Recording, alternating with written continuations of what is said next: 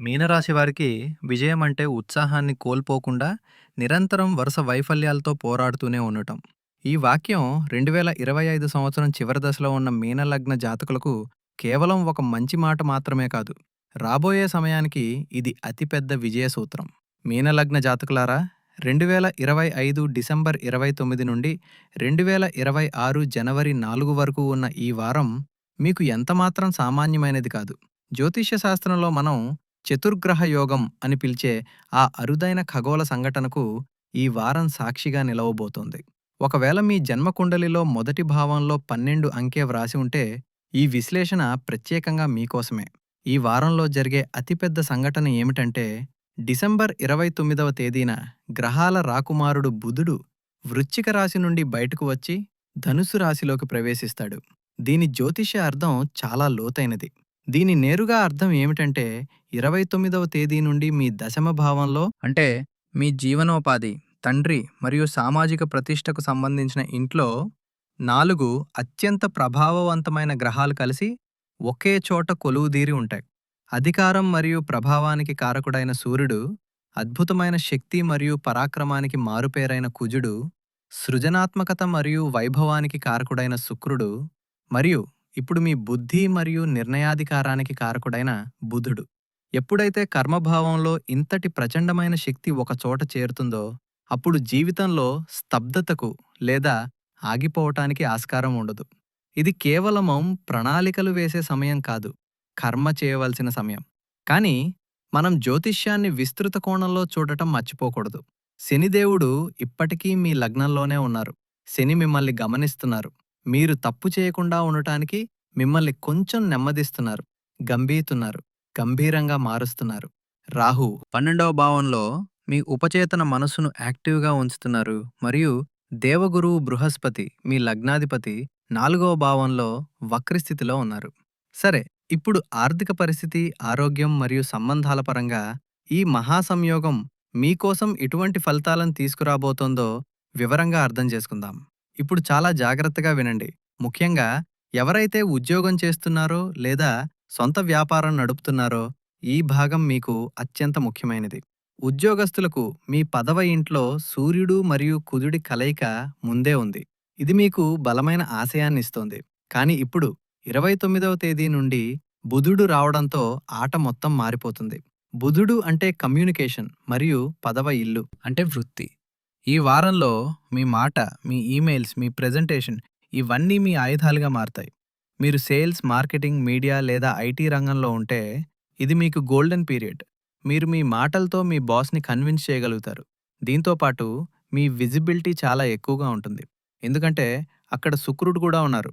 అంటే మీరు పనిచేయడమే కాదు, మీ పనిలో ఒక మెరుపు ఉంటుంది. జనాలు మిమ్మల్ని గమనిస్తారు. ఒకవేళ మీరు ప్రమోషన్ కోసం ఎదురు చూస్తుంటే ఈ వారంలో మీ ఫైల్ని ముందుకు పంపటానికి ఇది సరైన సమయం. కానీ జాగ్రత్తగా ఉండండి. కుజుడు ఉగ్రగ్రహం. పని ఒత్తిడి ఎంత ఎక్కువగా ఉంటుందంటే మీరు చిరాకు పడవచ్చు. శని లగ్నంలో కూర్చుని మిమ్మల్ని చూస్తున్నారు. ఒకవేళ మీరు అహంకారం చూపిస్తే చేతికి వచ్చిన అవకాశం చేజారిపోవచ్చు. అలాగే వ్యాపారుల విషయానికొస్తే, మా దగ్గర ఉన్న భవిష్యవాణి కార్డ్ స్పష్టంగా చెప్తోంది, బిజినెస్లో పనిని భారం పెరుగుతుంది. సంవత్సరం చివరి కాబట్టి క్లోజింగ్ ప్రెజర్ ఉండడం సహజం.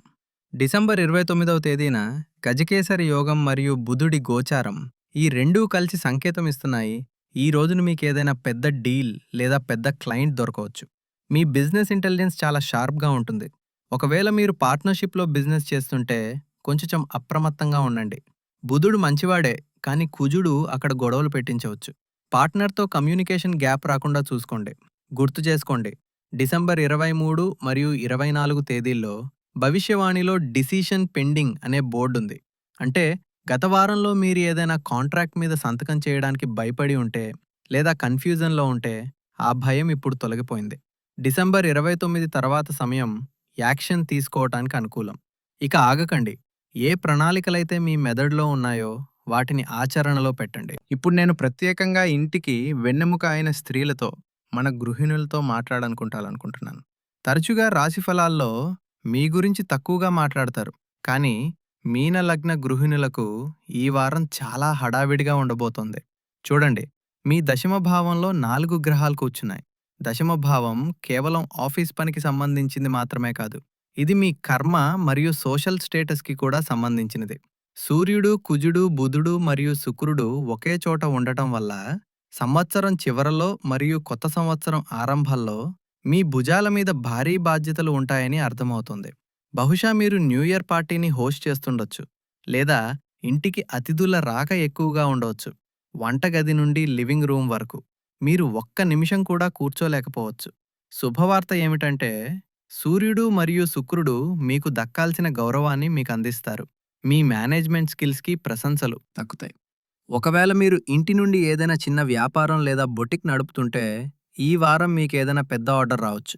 కానీ గుర్తుంచుకోండి, 4వ భావంలో గురువు వక్రిగా ఉన్నారు.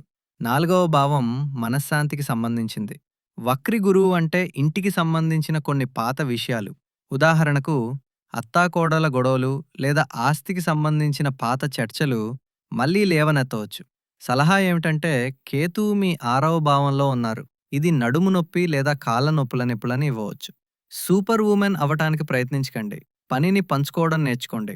డబ్బు చివరికి మనందరం కష్టపడేది దీనికోసమే కదా. మీన లగ్నం వారికి ఈ వారం ధనస్థితి ఎలా ఉంటుంది? వారం ప్రారంభం అంటే డిసెంబర్ 29 మరియు 30 ఆర్థిక కోణంలో అద్భుతంగా ఉన్నాయి. ఎందుకంటే ఈ 2 రోజుల్లో చంద్రుడు మీ 2వ భావంలో గోచారం చేస్తాడు. 2వ భావం అంటే ధన సంచయం మరియు బ్యాంక్ బ్యాలెన్స్. దీనికి తోడు బంగారానికి సువాసన అబ్బినట్లుగా సరిగ్గా 29వ తేదీ ఉదయం గజకేసరి యోగం కూడా యాక్టివ్గా ఉంది. ఒకవేళ మీ పేమెంట్ ఏదైనా ఆగిపోయి ఉంటే ఈ 2 రోజుల్లో అడగండి, డబ్బు తిరిగి రావచ్చు. ఒకవేళ మీరు మీ జీతం పెంచమని అడగాలనుకుంటే 29వ తేదీని ఎంచుకోండి. మీ మాటలో ఎంత ప్రభావం ఉంటుందంటే అవతల వ్యక్తి కాదనలేరు, కానీ నాణేనికి మరోవైపు కూడా చూడడం ముఖ్యం. రాహువు మీ 12వ భావంలో కూర్చున్నారు. 12వ భావం ఖర్చు మరియు మోక్షానికి సంబంధించినది. రాహువు ఇక్కడ ఉన్నప్పుడు ఆలోచించకుండా ఖర్చులు చేయిస్తాడు. అంటే మీరు బజార్కి కూరగాయలు తేవటానికి వెళ్ళి ఖరీదైన ఫోన్ కొనుక్కుని రావచ్చు. ముఖ్యంగా డిసెంబర్ 31వ తేదీన చంద్రుడు 3వ భావంలో ఉన్నప్పుడు మీరు స్నేహితులతో పార్టీలు, చిన్న ప్రయాణాలు లేదా తోబుట్టువుల కోసం మనసు విప్పి ఖర్చు చేయవచ్చు. సలహా ఏమిటంటే ఖర్చు చేయండి, కానీ ఒక బడ్జెట్ వేసుకుని చేయండి. రాహువు మిమ్మల్ని ఆడంబరం కోసం ఖర్చు చేసేలా చేస్తాడు. ఆ వలలో పడకండి. కెరీర్ మరియు డబ్బు పరుగులో బంధాలు వెనుకబడిపోకుండా చూసుకోవటం మీన లగ్నం వారికి చాలా ముఖ్యం. ఎందుకంటే మీరు స్వభావరీత్యా చాలా భావోద్వేగంతో ఉంటారు. శుక్రుడు మీ 10వ భావంలో ఉన్నారు. శుక్రుడు ప్రేమకు కారకుడు. ఎప్పుడైతే ప్రేమగ్రహం కర్మస్థానంలోకి వెళ్తుందో తరచుగా మనిషి తన పనినే ప్రేమించడం మొదలుపెడతాడు. లేదా ఆఫీస్లో రొమాన్స్ అవకాశాలు ఏర్పడొచ్చు. కానీ ఇప్పటికే రిలేషన్షిప్లో ఉన్నవారికి ఈ వారం సవాలుగా ఉండొచ్చు. కారణం స్పష్టం. సూర్యుడు మరియు కుజుడి దూకుడు మరియు పని ఒత్తిడి. మీరు బహుశా మీ పార్ట్నర్ ఫోన్ కాల్స్ మిస్ చేస్తారు, డేట్స్ క్యాన్సిల్ చేస్తారు. దీనివల్ల గొడవలు రావచ్చు. అందుకే మాటల ద్వారా పరిష్కరించుకోండి. బిజీగా ఉంటే స్పష్టంగా చెప్పండి. పార్ట్నర్ని అంధకారంలో ఉంచవద్దు. ఇప్పుడు చంద్రుడి గమనం ప్రకారం ఇంటి వాతావరణాన్ని చూద్దాం.